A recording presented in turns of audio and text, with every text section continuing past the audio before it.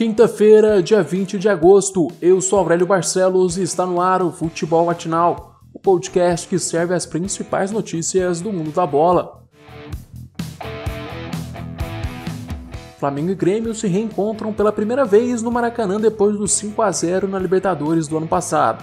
Mesmo com times muito parecidos com o da goleada, a história foi totalmente diferente. Na noite de ontem, o Grêmio foi quem criou mais. Aos 44 minutos do primeiro tempo, o PP marcou para o tricolor gaúcho. No início da segunda etapa, o Grêmio teve a chance de ampliar o placar com o Diego Souza, mas o camisa 29 desperdiçou uma grande oportunidade. O jogo foi chegando ao fim e o que se via em campo era um Flamengo muito desorganizado.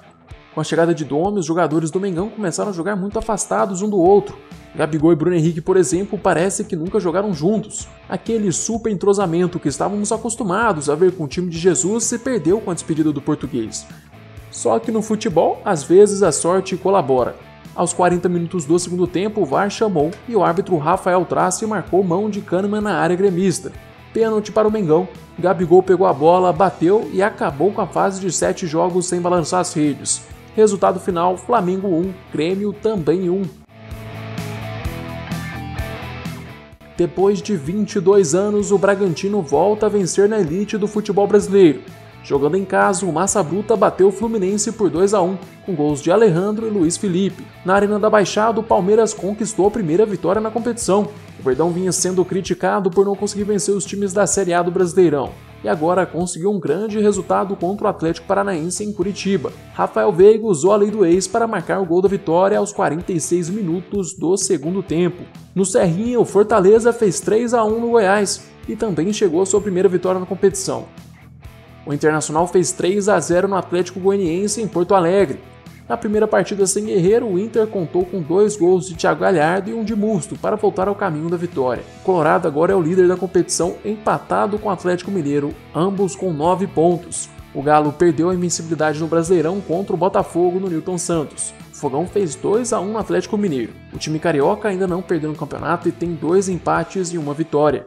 Em Itaquera, o Coritiba jogou com 1 a menos desde os 15 minutos do primeiro tempo e perdeu para o Corinthians por 3-1. Esta foi a primeira vitória do Corinthians na competição. Os gols do time do Parque São Jorge foram marcados por Jô, Léo Natel e Gustavo Mosquito. O centroavante corintiano marcou dele na vitória, mas no primeiro tempo, Jô desperdiçou 2 cobranças de pênalti seguidas. Wilson defendeu a primeira cobrança, mas o VAR flagrou o goleiro do Coxa adiantado. O juiz então decidiu voltar o pênalti. Na segunda vez, Jô mudou o lado da batida, mas Wilson pegou mais uma vez. Com o resultado, o Coritiba se mantém na lanterna do campeonato com 4 derrotas seguidas. 3 jogos fecham a 4ª rodada do Brasileirão. Hoje, às 7h15 da noite, o Sport recebe o Santos na Ilha do Retiro. Um pouco mais tarde, às 8 horas, o São Paulo joga em casa contra o Bahia. No mesmo horário, o Vasco vai à Fortaleza encarar o Ceará. Alexandre Pato está fora do São Paulo. O atacante já assinou a rescisão do contrato, já se despediu dos companheiros e não é mais jogador do tricolor paulista. O clube entende que o desempenho do jogador nas 4 linhas não estava batendo com o alto salário pago ao atleta. O acordo estipula apenas que o tricolor quite os valores devidos a Pato durante a parada da pandemia. Com a rescisão, o São Paulo calcula uma economia de 35 milhões de reais, valor que seria pago ao jogador caso ele ficasse no clube até o término do contrato, que era até o final de 2022. Um dos interessados em contar com Alexandre Pato é o Internacional, clube onde o jogador iniciou a carreira. Pela Série B, Vitória e Náutico ficaram no 0-0. O outro jogo da noite seria entre Sampaio Corrêa e Figueirense, mas a CBF decidiu adiar o confronto devido a 4 testes positivos no elenco do time maranhense. Hoje tem Cruzeiro e Chapecoense no Mineirão às 9 horas da noite. Agora vamos para as notícias internacionais. Bayern de Munique goleia mais uma vez e vai à final da Champions League. Desta vez o time alemão fez apenas 3-0. O Lyon até tentou bater de frente contra o Bayern. Chegou a acertar uma bola na trave quando o jogo estava 0-0.